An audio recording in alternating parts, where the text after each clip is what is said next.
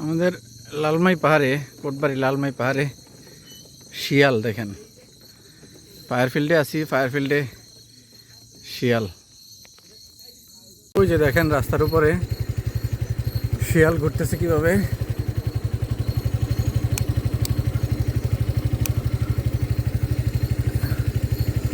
এই টাইমে পাহাড়ের উপরে আসলে আসলে প্রচুর শিয়াল দেখা যায়। এই যে দেখেন শিয়াল কয়টা আছে এখানে, 3টা দেখছেন।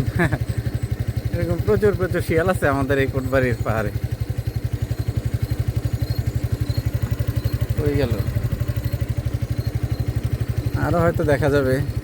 এটা হলো 18 টার্গেটের রাস্তা, যেটা হলো আর্মিদের বেস ক্যাম্প যেখানে আর কি। 18 টার্গেট, ওনারা এখানে ফায়ারিং প্র্যাকটিস করে।